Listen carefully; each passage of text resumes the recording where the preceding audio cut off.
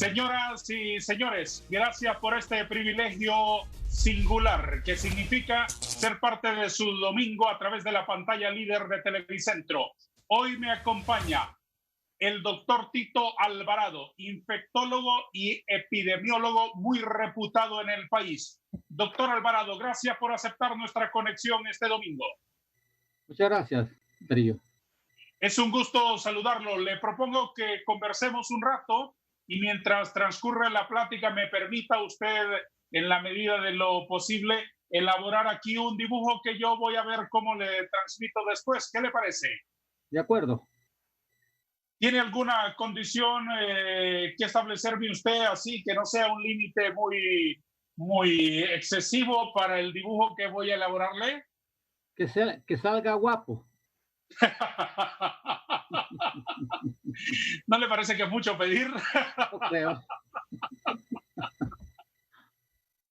Voy a elaborarle un dibujo, doctor Tito Alvarado, aquí. Una caricatura con la que honraré su presencia en el programa Vanegas a través de Televicentro. Establezco algunas líneas maestras, líneas principales que me permitirán ir dándole un poquito de forma, luego entintar y luego el color.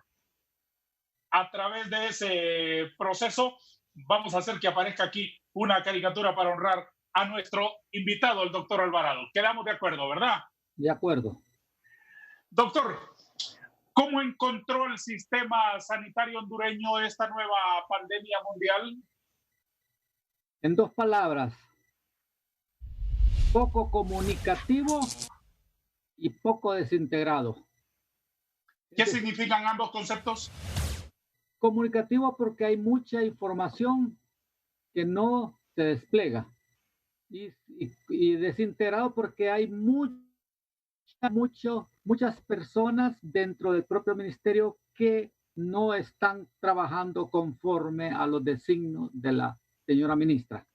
¿Qué consecuencias tiene eso en el cercanísimo plazo? Indudablemente, si la institución rectora de manejar la epidemia está con estos problemas, las consecuencias pues son fatales. Si el COVID-19, por decirlo metafóricamente, lanza contra la pared a poderosos países del mundo con muy sólidos sistemas de salud, viendo esos espejos, ¿qué debiésemos hacer sobre la marcha, contrarreloj, en los países como el nuestro? Bueno, a pesar de que nosotros hemos iniciado un poquito tarde todas las medidas de contención y de mitigación, lo que se pretende es que por lo menos, mantengamos una curva epidemiológica no muy empinada, sino que más o menos media aplanada. Pero desgraciadamente existen factores terriblemente lesivos para que esto se concrete. En primer lugar, acuerde que no solo estamos luchando contra el coronavirus, tenemos al lado el dengue, que ya iban 10,000 casos y ha matado 9 personas. Tenemos influenza, tenemos enfermedades exóticas de otro tipo y también sufren de la violencia y de los traumatismos. De tal manera, pues, eso es importante considerar porque en estos países manejar toda esa patología encima de una infección atroz como es el coronavirus, teniendo un endeble y muy deficiente sistema sanitario, la situación es cuesta arriba. Explíquenos entonces a todos, no solo al sistema, no solo al gobierno, no solo a los ciudadanos, a los empresarios, a los líderes, a las familias, cómo una sociedad debe enfrentar una epidemia, en este caso una pandemia de enormes dimensiones, doctor Alvarado. En primer lugar, yo he estado reiterando en todos los medios de comunicación que el ser humano, el hondureño en este caso, no importa qué color político tenga, no importa qué estatus económico tenga, lo primerito que tiene que hacer es informarse sobre el desarrollo de la epidemia y del impacto que podría tener aquí en nuestro país. Teniendo esto en cuenta, tiene que estar integrado al unísono con todas las actividades tendientes a su control. Llámese esta del Ministerio de Salud Pública, llámese esta de las diferentes plataformas forman el control de esta enfermedad para que puedan entender de una vez por todas que esta enfermedad realmente es un peligro para la vida de los hondureños, obviamente para el estado socioeconómico y todos los aspectos que conlleva esta pandemia. Para seguir usando metáforas, doctor Alvarado, planteado ya el asalto de un enemigo que ya entró a nuestra casa, que está frente a nosotros, ¿cuáles son las herramientas de las que debemos echar mano? ¿Qué debemos hacer en orden de prioridades? Bueno, como ya tenemos el enemigo en casa y no necesitamos salir del país para adquirirlo, entonces es un punto importante que la población lo entienda. Existen medidas que están siendo emitidas por el gobierno, por la Ministerio de Salud y por el SINAGER, que es la institución que está liderando este control de esta enfermedad. Obviamente es importantísimo que comprendan que como en este momento estamos en la etapa ascendente de la enfermedad, o sea, de la curva epidemiológica, en donde están habiendo casos tras casos tras casos, y lo podemos ver en la costa norte, donde está el punto más importante del proceso infeccioso. Entonces, necesitamos urgente que comprenda y que sigan las instrucciones, que acaten las normas emitidas por el SINAGER, en este caso, la cuarentena, que quiere decir estarse en su casa, solo salir estrictamente necesario por razones de salud, por razones de alimento, y párese de contar. No soporto ver actualmente que hayan instrucciones para que la gente salga por otros menesteres. En este caso, abrir una ferretería para ir a comprar un elemento para construcción. No es posible en este momento de imprudencia, porque estamos en la etapa ascendente, que están habiendo casos tras casos tras casos. Y si en este momento no tenemos la cantidad de casos como debemos tener, sencillamente porque no los hemos buscado. Las pruebas laboratoriales han sido deficientes, han sido muy pocas para la cantidad.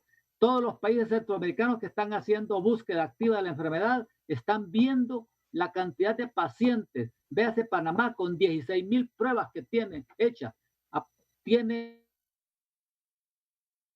un porcentaje más o menos de la enfermedad, y nosotros con apenas 2,000 pruebas que hemos hecho, comparándolo en el mismo tiempo, tenemos unas cantidades que prácticamente hay que multiplicar ese número por 2 o 3 veces más.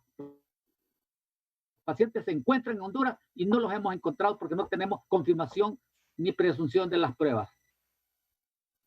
Doctor Alvarado, todos los países han recurrido al distanciamiento social. ¿Qué importancia tiene? Obviamente es una medida importantísima.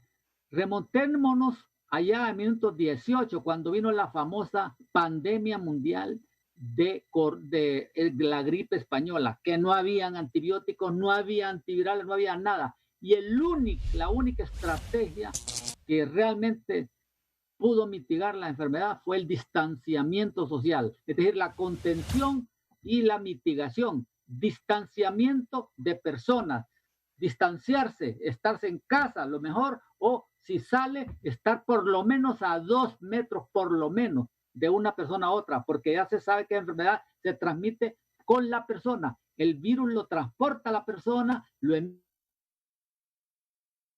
la persona, y por lo tanto, con o sin síntomas, anda emitiendo la enfermedad. Y como el virus no anda volando, simplemente pequeños aerosoles que se pueden mantener en unos par de metros, y eso es todo. Por lo tanto, el distanciamiento es mandatorio para no adquirir la enfermedad. Señor epidemiólogo, explíquenos, por favor, en qué consiste esto que ustedes llaman etapas. ¿Puede enumerármela, por favor, y explicarnos algo? Bueno, cuando no estaba la enfermedad en Honduras, y vino el 11 de marzo, que fue la primera paciente que vino embarazada y había visitado Madrid. Llegó al aeropuerto con la infección obviamente no fue detectada y entonces esa persona fue el caso índice y empezó a diseminar la infección en sus familiares, en los amigos, incluyendo un hospital, personal de un hospital. Entonces, esa es la primera etapa de los primeros casos importados. En ese caso, las medidas más importantes son medidas de contención, contener, es decir, que no entre el virus por ninguna de las vías aéreas, terrestres y todo. Pero obviamente eso no se logró porque empezaron a entrar personas, no se detectaron en el Tegucigalpa, no se detectaron en la zona norte y entonces las medidas de contención iniciales fracasaron. Ahora entonces lo que está en la segunda fase, ya medidas de mitigación. Mitigar implica disminuir el impacto, obviamente, con distanciamiento social, por supuesto, y con medidas de cierre de eventos, cierre deportivo, cierre de escuelas, cierre de todas estas cosas. Esa entonces, segunda etapa es el contagio que se va produciendo sin casos importados, sino claro, ya la transmisión local. ¿A eso se refiere? Sí, la transmisión local implica, estamos en la, fue inicial, después casi en unas semanitas después de haberse realizado el primer caso y los subsidiarios, entonces de ahí vino la etapa ya de la transmisión comunitaria, que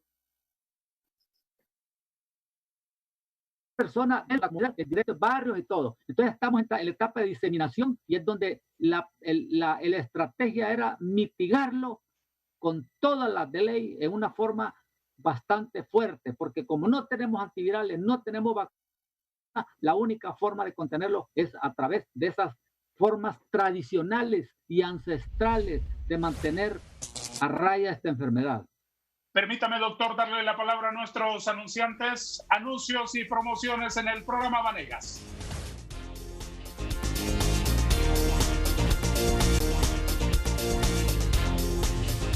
¿En qué etapa de la pandemia del coronavirus nos encontramos, doctor Alvarado? Para estos países, en esta etapa ya es la etapa de diseminación y extensión de todo el país, la etapa tercera, otro llama la etapa cuarta, cuando ya prácticamente el virus está en todos los departamentos. Y ahorita hay departamentos que todavía están exentos de la infección. Por ejemplo, mi departamento Valle está todavía. No sé hasta qué punto es que no existe ahí, sino que no. La fue pacientes del norte, del centro, del sur, quizás la Mosquitia no, por su inaccesibilidad está exenta de este virus. De tal manera que estamos ya en la etapa en donde ya la infección se está transmitiendo en forma exponencial. Es decir, un paciente infecta 3 a 6, 6 a 12, 12 a 24, 24 a 48, etcétera, etcétera, etcétera. Es una etapa en donde la transmisión de este virus es tan rápida que no hay forma de cómo manejarlo a menos de que todo el mundo se encierre. ¿Qué características hace que la pandemia del coronavirus sea distinta a otras epidemias que ustedes los profesionales han enfrentado? Bueno, han existido en este siglo varias epidemias que han constituido pandemias. La más reciente es la epidemia del H1N1, influenza, que fue el 2009, por ahí. Esta, si bien es cierto, era bastante transmisible, pero mucho menos transmisible, como 10 veces menos transmisible que esta que tenemos actualmente. Pero ¿es la forma de contagio entonces la que marca una diferencia con las otras? Esa es una de las diferencias. La transmisión masiva y rápida de la enfermedad. La H1N1 era transmisible, pero 10 veces menos que esta actual, por un lado. El otro lado era la tasa de fatalidad, los muertos. En esta epidemia más o menos están contabilizados 2, 3 a 4%. Obviamente cambia de país a país, de sector a sector. Indudablemente, si nosotros vemos los casos en Honduras, la tasa de fatalidad es la más alta de prácticamente todo Centroamérica y quizás el segundo después de, de, de, de Ecuador. Estamos hablando de cuántos se enferman y cuántos se mueren. Estamos hablando de que andan por ahí de 8, 9 o 10%, que de 100 que se enferman, 10 se mueren. Es muy alta.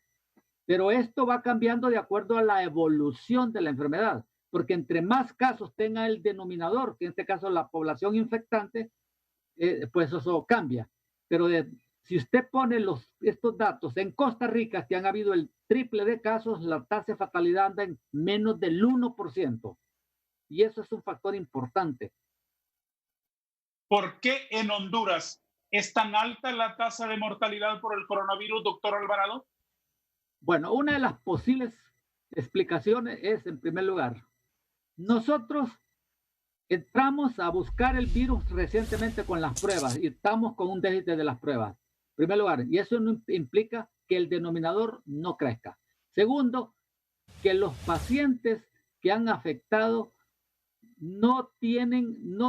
llegan tarde al servicio de salud, probablemente, y claro, y el paciente que entra es hospitalizado, las condiciones de manejo de estos pacientes en nuestros hospitales, las terapias intensivas son muy deficitarias.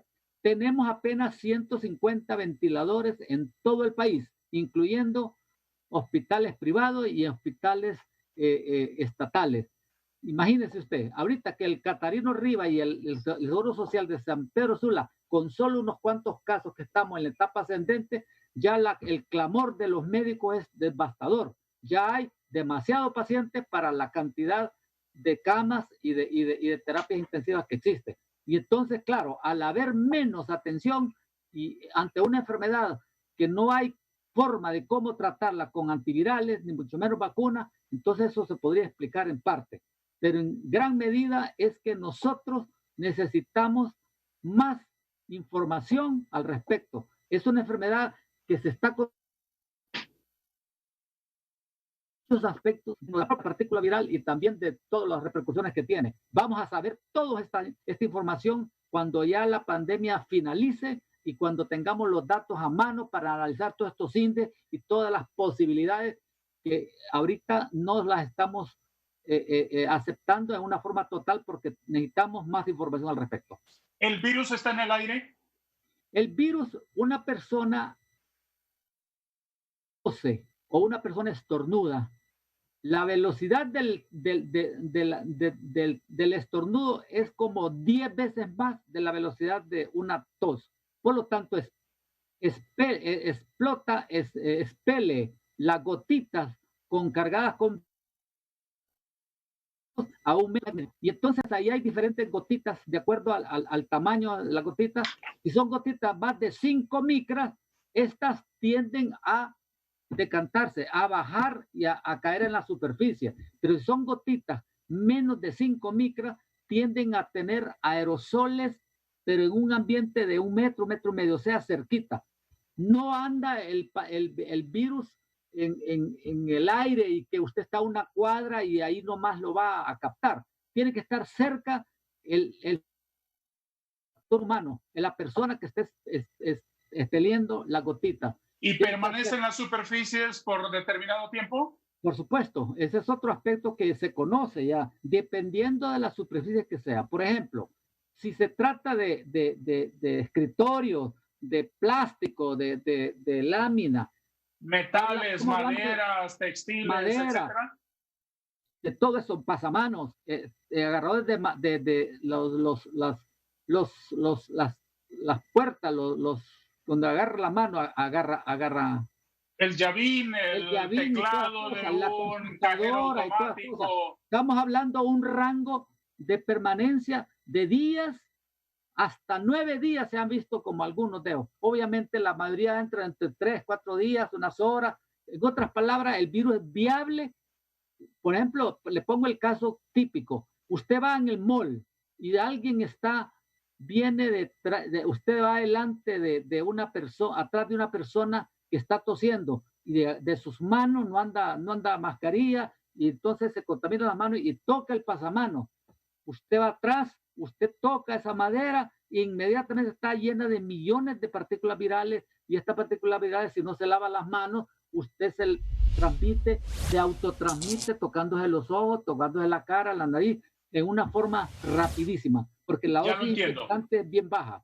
Ya lo entiendo. Doctor Alvarado, ¿qué tipo de exámenes son los que establecen la positividad de un paciente?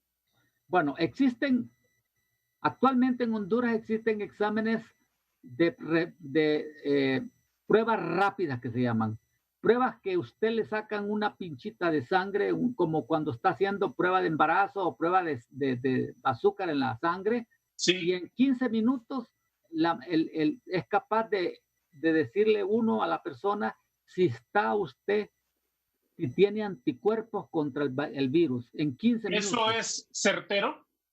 Bueno, tiene una confiabilidad y especificidad no buena, en el sentido de que comparado con la prueba de PCR en tiempo real, que es el gold standard, estándar de oro, han venido una serie de pruebas con diferentes cajas comerciales que nosotros en la plataforma lo que hemos hecho es tratar de validarlas. Es decir, agarramos 3 o 4 y las probamos con casos ya confirmados que han tenido la prueba polimerasa positiva, y entonces han salido ahí por 70, 75% aproximadamente. Quiere que tiene un 20, 25% que son falsos positivos. Y eso es muy bien. ¿De qué me está hablando, doctor Alvarado, cuando se refiere usted a plataforma? ¿Qué es lo que hay? ¿Es un grupo de profesionales que están ayudándole al gobierno? ¿Son independientes? ¿A quién representan? ¿Cómo funcionan? Esta plataforma, en donde estamos como unos 5 o 6 especialistas en medicina interna, en enfermedades infecciosas, en farmacología, en epidemiología, la formamos a petición, ayudándole, pero asesorándolo. No es para el gobierno, es simplemente voluntariado de personas que queremos contribuir con el país.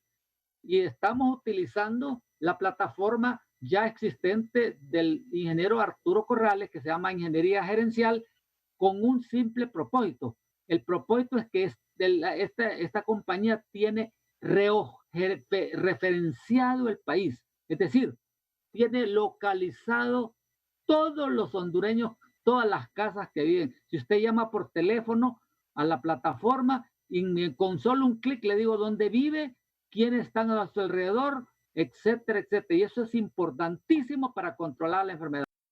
Le voy a poner un ejemplo.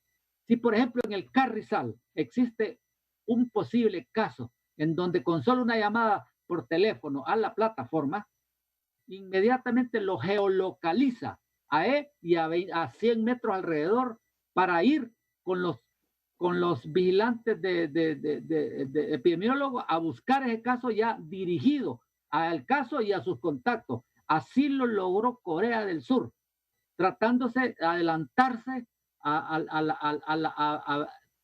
ver dónde estaban los casos. Y eso es importante con una enfermedad tan rápidamente transmisible. Explíqueme, doctor Alvarado, de manera muy breve, ¿cómo está organizado el gobierno? ¿Cómo es la estructura para enfrentar una crisis sanitaria de estas magnitudes colosales? Bueno, el gobierno indudablemente ha convocado a bastantes instituciones. La que lidera realmente a nuestro vez se llama el SINAGER, la institución esa de riesgos, y que actualmente es el ingeniero Lisandro Rosales. Él es el que va dirigiendo junto con el Ministerio de Salud, con la ministra de Salud.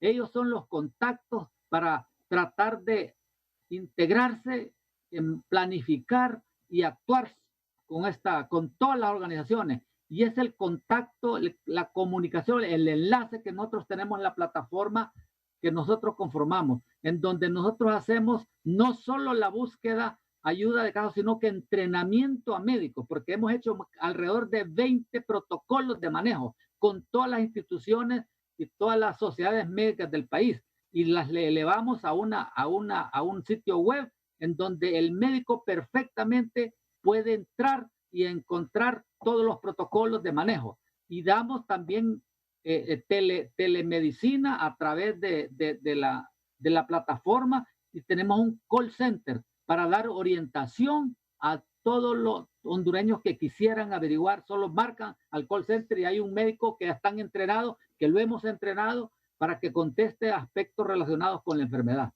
Entonces, el abordaje que está haciendo el gobierno en contra del COVID-19 y sus feroces embates parten de principios científicos. Obviamente que sí. Nosotros lo asesoramos con algunas recomendaciones, obviamente. Bueno, existen otras plataformas y el Ministerio de Salud y existen otras personas que también dan recomendaciones, pero en general el gobierno, el SINAGER, nos colabora mucho porque nosotros estamos emitiendo informes de cómo va la situación, por qué sector, cómo hay que abordarse, cuándo se debe extender la cuarentena, cómo, etcétera, etcétera. Para darle una información, hace 2 días difundimos el 6º informe o boletín de la plataforma, teniendo un análisis casi de 25,000 encuestas hechas en tiempo real con la plataforma digital de ingeniería gerencial. Doctor Alvarado, usted es la persona adecuada, me parece, para darme una explicación, para darnos a todos una explicación. ¿Por qué Cortés? Bueno, ese es un punto importante. Las explicaciones probables son las siguientes. Acuérdese usted uno de los casos índices que ocurrió en la zona de Villanueva. Casos índices me está señalando a los primeros casos, a los originales. Sí, hubo un señor religioso, un pastor, que se contaminó, vino, lo adquirió afuera y incluso estuvo dando sermones a sus feligreses y luego a su familia.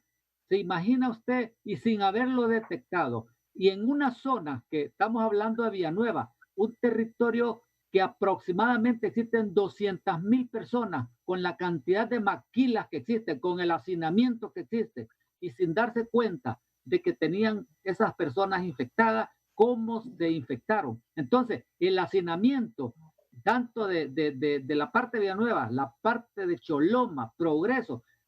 Los otros elementos me los explica después de una pausa, si quiere, doctor Alvarado. Vamos a detener un minuto el programa Vanegas. Hoy conversando con el epidemiólogo e infectólogo doctor Tito Alvarado.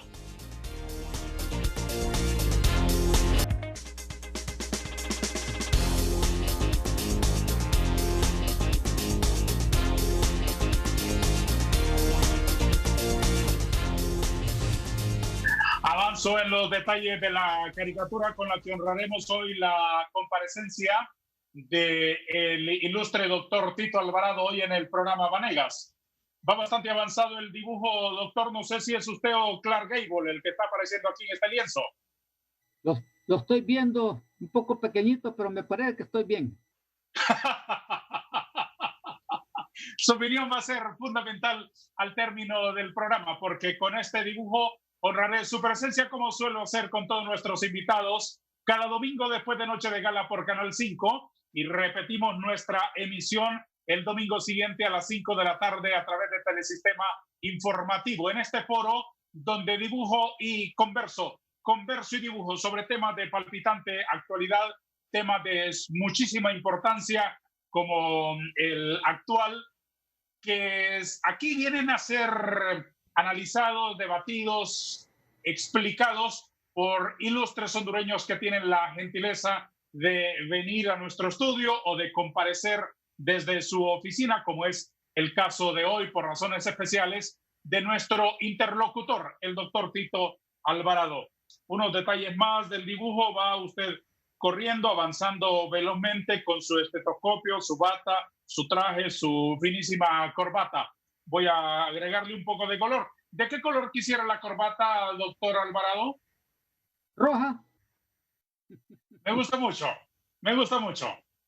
Roja, entonces. Ahora mismo, para que no vaya a cambiar de opinión, ni vaya a olvidarse ese detalle. Corbata roja.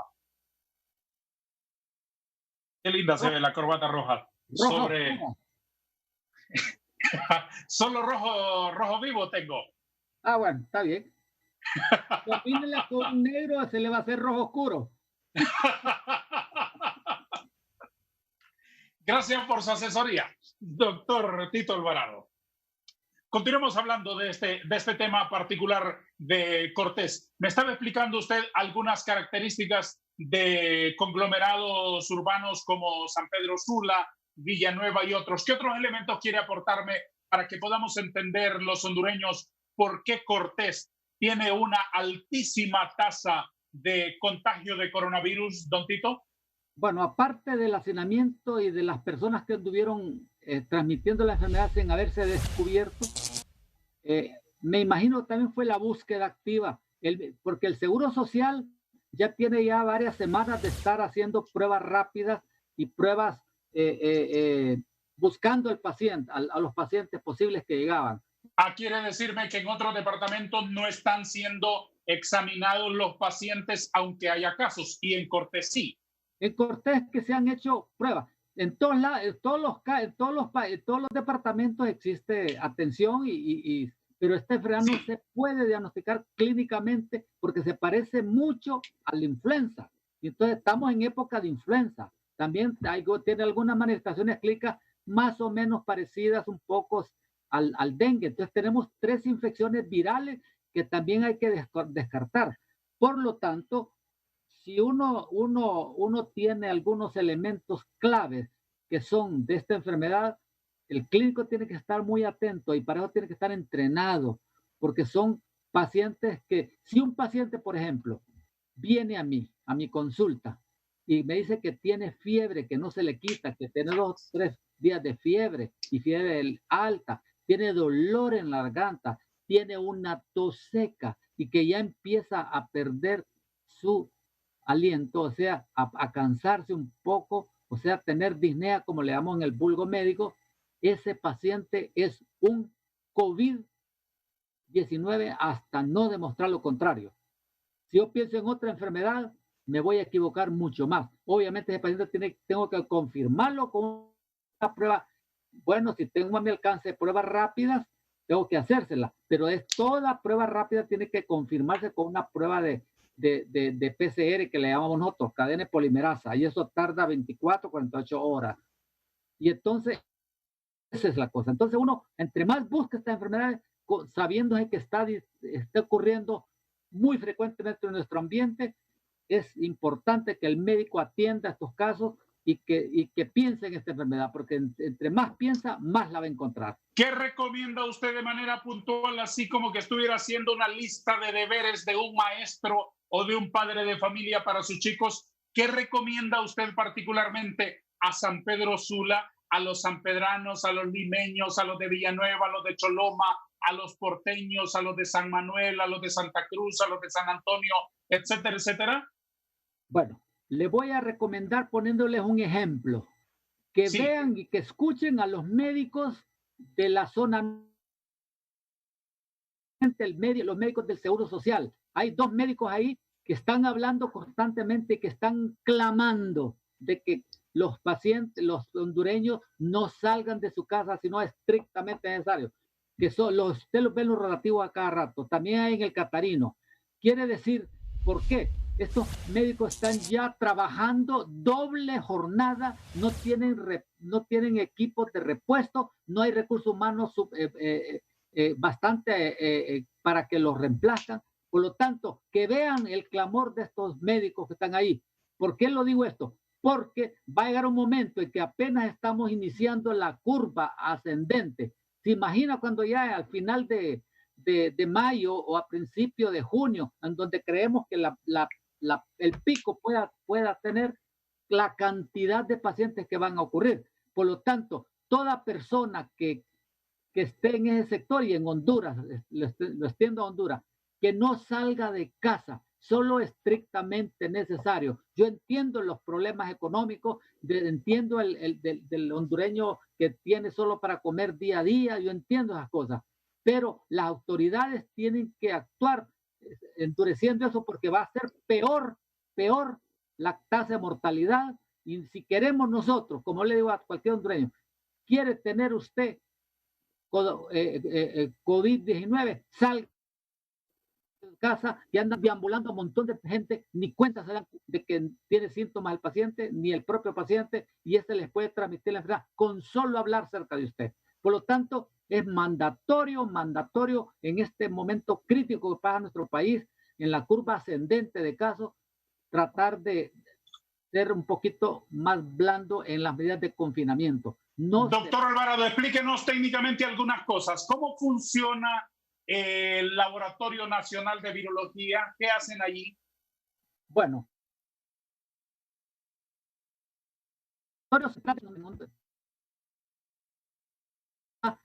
se ha centralizado las pruebas especiales de confirmación tanto de dengue, de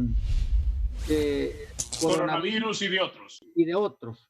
Entonces, desafortunadamente, ese ha sido uno de los problemas que hemos tenido nosotros. Nosotros hemos querido que se descentralice, que también haya en San Pedro Sula un laboratorio, y de hecho ya hace una semanita como que ya lo están instalando, ya están para que se haga la prueba ahí. También hemos pedido a las autoridades que deciden que haya también subrogación de estas pruebas para laboratorios privados. Aquí tenemos en dos laboratorios perfectamente que pueden hacer en las PCR porque la hacen a pacientes privados y pueden colaborar con el Ministerio de Salud Pública. En San Pedro tenemos un laboratorio muy conocido que también puede colaborar.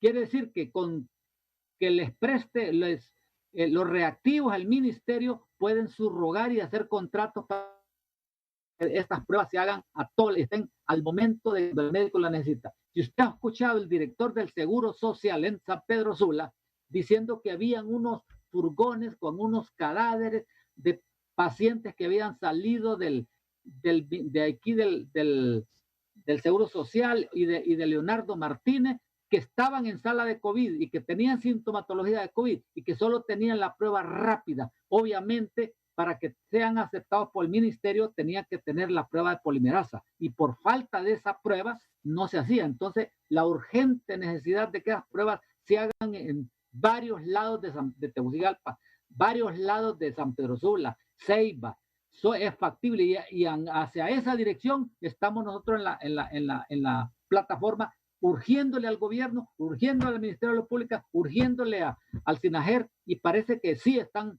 ya iniciando pasos importantes, y creemos que la otra semana se va a dar cuenta usted, si buscamos esta enfermedad y confirmamos estos pacientes, va a ver la cantidad de pacientes que van a ser ya puestos en el informe que normalmente se dan a través Esa centralización de las actividades del laboratorio de virología es lo que les desborda, me imagino, de trabajo y lo que ha limitado bastante la realización de los exámenes. ¿Es cierto que ahí en ese laboratorio están dando unos resultados de pruebas que fueron tomadas 10 días atrás? Sí, hay un desfase de 8 a 10 días aproximadamente. Ahorita, los últimos días se ha mejorado, pero hay un desfase. Quiere decir que usted tuvo un paciente que llenaba todos los requisitos clínicos y probablemente ha tenido la prueba rápida positiva, no se computaba porque necesitaba la prueba confirmatoria. Y es cierto, positivo. El vocero del SINAGER, doctor Alvarado, esta persona que aparece en las cadenas nacionales todos los días en las últimas semanas, ¿nos dice la verdad? Sí, es decir, la información que el vocero del SINAGER sí dice la verdad, porque la definición de caso es que tenga la clínica, que tenga la prueba de polimerasa positiva. Y si este paciente tuvo clínica, pero que no está todavía disponible, aunque le han recogido la muestra. No puede ser considerado un caso positivo. Tiene que esperarse hasta que pase unos días para ser computado. Es que cuando da casos positivos todos los días, a lo mejor son acumulados de los días anteriores. Y ese es ¿De cuánto será el subregistro de casos de coronavirus en Honduras, doctor Alvarado? Nosotros creemos que andamos, si tenemos 490 y tantos casos ahorita, probablemente multiplique por 2 o 3, como mínimo, como mínimo. le voy a dar unos datos para que tenga usted en mente esto. Solo en el área urbana de Honduras, que son de 3.5 millones, las 4 ciudades más importantes, San Pedro, Ceiba, Progreso, Tegucigalpa, hay 3.5 millones de personas. De esos creemos nosotros que andan alrededor de 20% pacientes que andan en el momento de finalizar este mes, vamos a tener como 700,000 personas.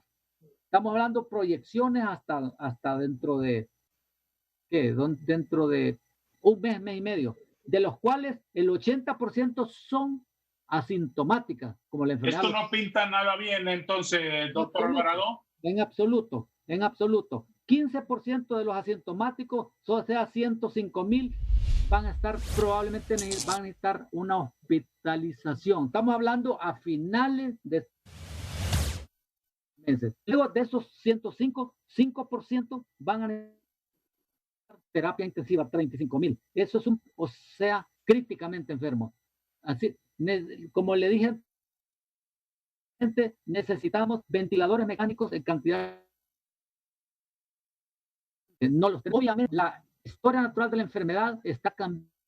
Miren que los pacientes se están muriendo y claro, gracias al conocimiento de las autopsias que hicieron en Italia, autopsias que hicieron en Estados Unidos, autopsias que hicieron en España, nos estamos dando cuenta de que el problema de la muerte de estos pacientes no es tanto el problema ventilatorio pulmonar, sino que son las repercusiones propias del propio organismo, destruyéndose a sí mismo, produciendo hemorragias, trombosis y hemorragias severas. Y esa es la causa de muerte de ellos. Quiere que su manejo tiene que cambiar un poco, con anticoagulantes, con antiinflamatorios, excepto desde el principio. Y son datos recientes. Estamos hablando de un par de semanas atrás. Quiere decir que obviamente se necesitan ventiladores, pero no es tanto como pensábamos hace un mes, por lo menos. Así es que... La última pausa. Este es el programa Vanegas. Al retorno, las últimas inquietudes y los retoques de la caricatura de nuestro invitado.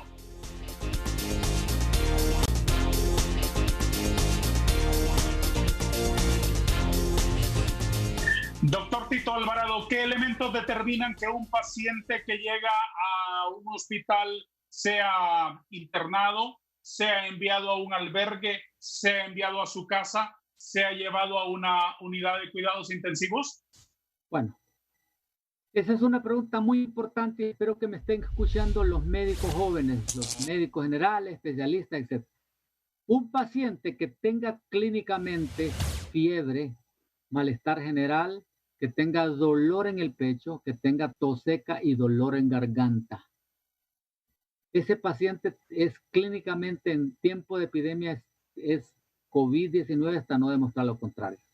Por un lado, si el paciente ya presenta, ese paciente que si solo se encuentra en esa etapa y no tiene ninguna comorbilidad, no es paciente joven y paciente que se pueda manejar en casa, que no sea por razones de accesibilidad, vivir en un solo sector lejos, ese paciente puede manejarse en casa perfectamente, con todas las indicaciones necesarias, poniéndole obviamente sus indicaciones precisas, utilizando, como ya están las pautas que hemos realizado, tenemos ya disponible hidroxicloroquina, tenemos ya ibuprofen, tenemos acetaminofén, y estas condiciones son importantísimas porque hay que parar el proceso viral y hay que parar el proceso antiinflamatorio desde el momento. Con eso, si el paciente, a pesar de que tiene 2 o 3 días, continúa con el y empieza a sentir dolor de pecho y que le falte el aire, ese paciente tiene que ser hospitalizado a la mayor brevedad posible en una sala de COVID. Que hay salas. Muy bien, ¿y quiénes son entonces los que envían a este tipo de albergues o salas de observación que el gobierno ha anunciado? Bueno, si este paciente no tiene dónde estar, por ejemplo, no tiene su familia, idealmente en su casa, con todas las indicaciones de la familia, si no tiene accesibilidad o no, es un paciente que no puede estar en su casa por cualquier razón, esos pacientes con ese inicio de sintomatología o con simplemente que sean contacto de una persona conocida, aunque no tenga síntomas, pueden mandarse al albergue en cuarentena, siempre con visitas y con supervisión médica continua, diaria, en los sectores donde se encuentra. Obviamente, vigilando que no se empeore. Ahora bien, ¿y cuál de los hospitalizados va a unidad de cuidados intensivos? Antes que ingresé a la sala de COVID que hay en los hospitales, se encuentra con dolor de pecho y empieza a ponerse cansado. Le tomo una radiografía de pulmones inmediatamente y veo que ya hay alguna anormalidad en donde uno puede decir tiene neumonía.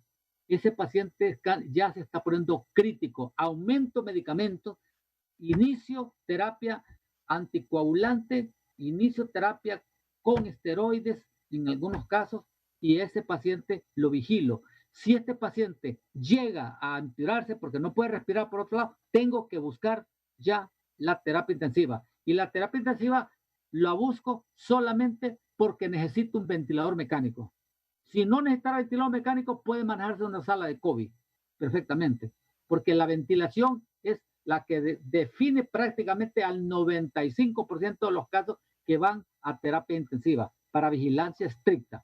Obviamente las mortalidades que hay en terapia intensiva son muy elevadas, y elevadas no solo en Honduras. Fíjense que las terapias con pacientes que ingresaba a terapia intensiva en Italia, en el área de Lombardía, en Milán, era de una 50% de muerte, con toda la indumentaria de ese país. Altísimo. 50%. Era muy elevado. ¿Qué les parece a nosotros? Entonces lo que tenemos que hacer es enfocarnos diferente en el manejo. Tratar de que no llegue ese paciente a terapia intensiva. ¿Cómo? Limitando su proceso inflamatorio con antiinflamatorios y limitando sus procesos hemorrágicos con heparinas de bajo peso molecular, porque eso es lo que en definitiva te mata. Y entonces lo que hacemos es tratamiento agresivo desde el principio para que el proceso inflamatorio y su proceso tromboembólico se limite al máximo, y limitar al máximo que llegue a terapia intensiva. Porque unas últimas preguntas, doctor Alvarado, y respóndame por favor con telegramas si le fuera posible. Tiene dado usted para recordar los telegramas, ¿verdad? Sí. Muy bien, con telegramas entonces, respóndame por favor. De acuerdo a la experiencia y sacando promedio, porque desde luego hay particularidades, un paciente internado por coronavirus y manejado hospitalariamente, ¿en cuánto tiempo se recupera de acuerdo al promedio?